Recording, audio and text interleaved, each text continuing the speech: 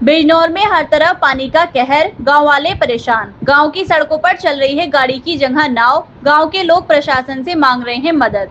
दरअसल आपको बता दें कि लगातार हो रही बारिश के कारण बिजनौर के कुछ गांव तालाब में तब्दील हो चुके हैं। जैसे गांव रावली, नवलपुर, बेराज, जितने भी गंगा के आसपास के गांव हैं, सभी पानी की वजह से परेशान हैं। गांव के लोग नाव में बैठकर कर रहे हैं एक दूसरे की रक्षा। वहीं नेटौर धामपुर रोड पर भरा हुआ है पानी। आने जाने वाले लोगों को करना पड़ रहा है भारी समस्या का सामना। वहीं प्रशासन भी गांव वालों की सुरक्षा के लिए तैनात खड़ा है।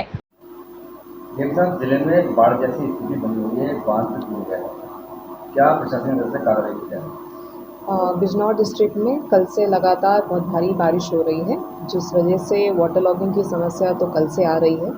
फील्ड में हमारे सब अधिकारी घूम रहे हैं और जहां से शिकायत प्राप्त हो रही है वहां पर समाधान कराने का प्रयास किया जा रहा है। कल देर रात हमारा यूसुफपुर बखर तटबंध जो है उसकी जो है थोड़ा डैमेज हो गया था, जिसकी वजह से रावली गांव और उसके आसपास के 7-8 गांव में काफ़ी मात्रा में पानी जो है वो एंटर कर गया है। आज सुबह मेरे द्वारा, एडीएम साहब द्वारा, एसडीएम सदर द्वारा सिंचाई विभाग के साथ वहाँ निरीक्षण किया गया।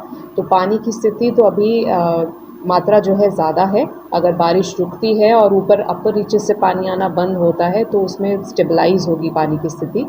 कुछ घरों में पानी गया है और बाकी खेतों में फसलों का जो है वहाँ पर वाटर लॉगिंग की समस्या आई है। एसडीएम साहब को बता दिया गया है कि एक सर्वे करा लेंगे कि कहाँ कहाँ क्या हानि हुई है और उसके अकॉर्डिंगली उन लोगों को जो है कॉम्पनसेशन प्रोवाइड किया जाएगा। सभी लोगों से हम लोग अनुरोध कर रहे हैं कि यदि उनके घर में पानी भर गया है और उनके घर में खाना बनाने की दिक्कत हो रही है तो हमारे राहत शिविर जो हैं वो एक्टिवेटेड हैं, ड्यूटीज़ लगी हुई हैं, वहाँ शिफ्ट कर जाएं। पर ऐसी अभी शिफ्टिंग की कोई कार्रवाई नहीं की गई है। सभी व्यक्ति जो हैं अपने अपर रीचेज़ में या पहले अपने फर्स्ट फ्लोर पे जो है वो शिफ्ट हो गए हैं और पानी स्टेबलाइज होते ही वो नीचे आ जाएंगे। फिर भी लगातार हम लोग घूम रहे हैं। हमारे यहाँ गंगा नदी जो है उसमें भी डिस्चार्ज ज़्यादा हो गया है। साथ ही साथ खो नदी है हमारी और मालन नदी जो है जो इस समय ओवरफ्लो हो रही है, उसकी वजह से हमारी डिस्ट्रिक्ट में कुछ समस्याएं हो रही हैं। चांदपुर में 2 गांव हैं जहां पर फसल की जो है फसलों में पानी भर गया है और आबादी अभी सुरक्षित है, पर वहाँ पर भी एसडीएम साहब को निर्देशित कर दिया गया था और आज वो सर्वे करा के वहाँ माननीय जनप्रतिनिधियों के माध्यम से राशन किट का वितरण भी जो है वो करा रहे हैं। नजीबाबाद क्षेत्र में भी 1-2 इफ़ेक्टेड एरियाज़ थे जो उनके कस्बे में थे, वहाँ पर भी कल से टीम्स जो हैं जा रही हैं और लोगों को राहत जो है उपलब्ध करा रही हैं।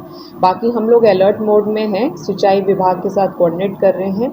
उत्तराखंड के भी जो ज़िले हमारे नेबरिंग हैं उनसे भी कोऑर्डिनेट कर रहे हैं कि अगर भारी मात्रा में जल छोड़ा जाता है तो हम लोग अलर्ट मोड में रहें।